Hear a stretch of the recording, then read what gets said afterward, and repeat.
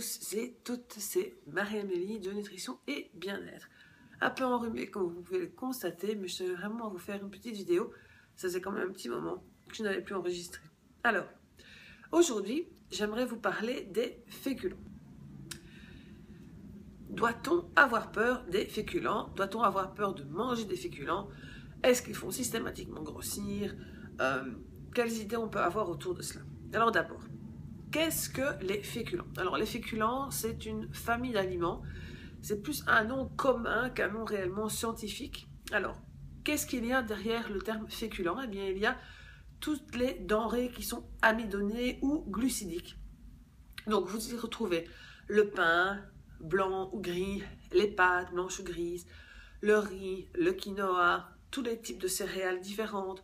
Vous y retrouvez également certains légumes racines comme les panais par exemple, les patates douces. Bon là, bien que les patates douces, elles sont un peu, je veux dire, un pendant entre effectivement un légume et un glucide, donc un féculent. Vous y retrouvez les petits pois cassés, les pois chiches, les lentilles, les haricots. Enfin bref, donc tout cela effectivement font partie de la famille des féculents.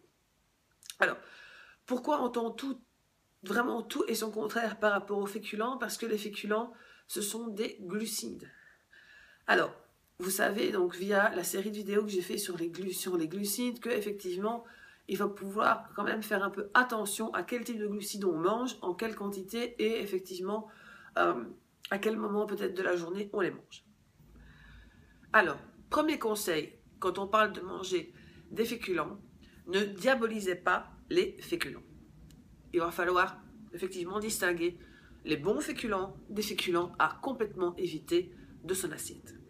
La première chose, c'est de revenir à des féculents non transformés, donc des féculents naturels. Oubliez les galettes de riz industrielles, les biscottes industrielles, les pains industriels, les baguettes industrielles. Enfin bref, tout cela, vous oubliez, ce n'est pas naturel. Out. Au niveau justement des pains, tout ce qui est panifiable, préférez aller chez votre boulanger, éventuellement, quelqu'un dont vous savez qui travaille avec de la bonne qualité. Et comme je l'ai dit aussi précédemment dans une autre vidéo, eh bien, tout ce qui est à base de gluten, évitez-le. Ça va former une glu au niveau, donc une colle, une glu, un gluten, au niveau de la paroi de votre intestin, rendre votre intestin à la fin, à terme, enflammé, perméable. La perméabilité de votre intestin va être modifiée, va laisser passer tout un tas de choses qui devraient normalement rester dans votre intestin et les faire passer dans le flux sanguin. Et vraiment, ça va provoquer une inflammation également. Et donc, c'est le nid vraiment de toute une série de maladies. Donc, évitez le gluten au maximum. Et où trouve-t-on du gluten de tout ce qui est féculent? Le pain, hein, les biscottes, les cracottes, tout ce qui est à base de blé. Hein. Donc ça, vraiment, à éviter au maximum. Même si vous ne souffrez pas de symptômes, de maladies cœliaques, etc., vous allez voir qu'en diminuant largement votre quantité de gluten, votre digestion va être facilitée. Alors, au niveau, effectivement, maintenant, de tout ce qui est légumes racines. Alors, la pomme de terre, les panais, les navets, etc. Encore une fois, ce sont des féculents, ce sont effectivement donc des glucides, donc ce qui compte, c'est vraiment leur index glycémique. Comment modifie-t-on leur index glycémique en les mangeant? C'est en fonction du mode de cuisson que l'on applique. Une pomme de terre, par exemple, aura un index glycémique beaucoup plus faible si elle est cuite vapeur, donc elle reste entière, que si elle est transformée en purée, donc écrasée, ou pire encore, je veux dire, cuite en friture, même poêlée à la limite. Donc, vraiment, c'est le type de cuisson qui va vous dérégler, entre guillemets, vous faire augmenter l'index glycémique du féculent que vous voulez manger.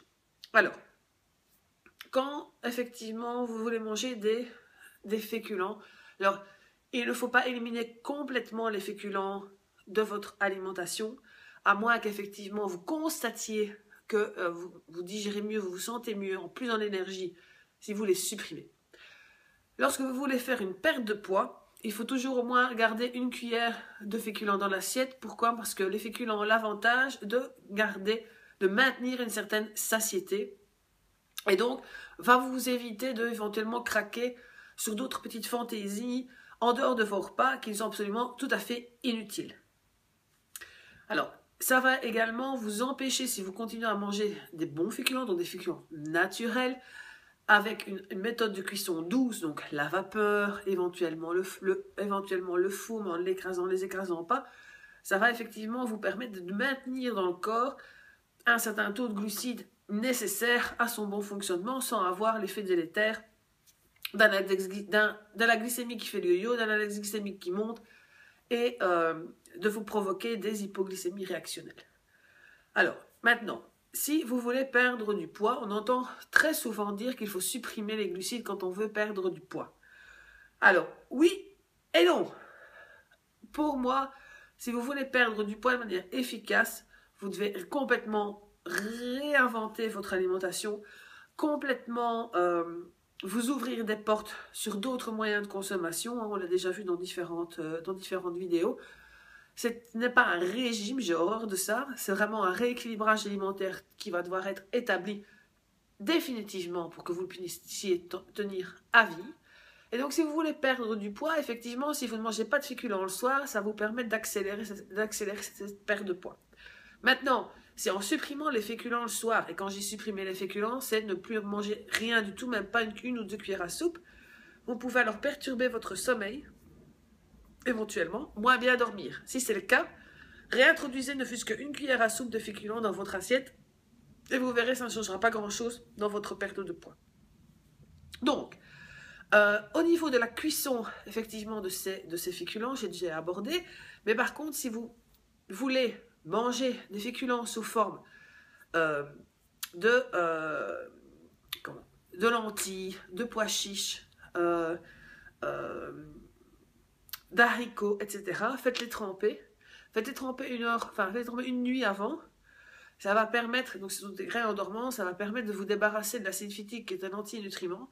Ça va également vous permettre de prédigérer en fait ces éléments qui sont parfois lourds à digérer, provoquent des flatulences. Donc, ça va vous permettre aussi de réduire leur temps de cuisson. Donc, tout bénéfice de les faire tremper une nuit avant de pouvoir les cuire. La meilleure cuisson également pour ces légumineuses, puisque ce sont des légumineuses, c'est effectivement la cuisson vapeur. Ou la cuisson à l'eau. Voilà, si vous n'avez pas de cuisson vapeur. Bien que la cuisson à l'eau, vous perdez toute une quantité de vitamines et minéraux dans l'eau de cuisson.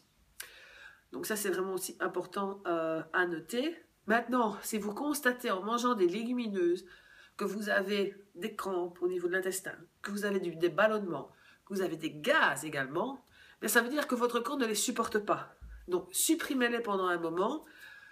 Réhabituez-vous à une alimentation vraiment complètement naturelle, pas industrielle du tout, en régénérant, en faisant des efforts pour régénérer votre paroi intestinale. Ce sera le sujet d'une prochaine vidéo. Et réintroduisez les légumineuses petit à petit une fois qu'effectivement cette membrane intestinale est réparée, pour voir jusqu'à quel niveau vous les tolérez. Parce que tout le monde est différent et tout le monde tolère de manière différente les glucides en général, les féculents en général et les légumineuses plus particulièrement. Donc, j'espère que cette vidéo vous aura été utile. La conclusion, ne fustigez pas, ne diabolisez pas les féculents, mais choisissez-les en conscience, tout aussi bien pour leur nature que pour le mode de cuisson que vous y appliquerez. Donc, je vous souhaite une très bonne journée. Je vous dis à bientôt dans une prochaine vidéo.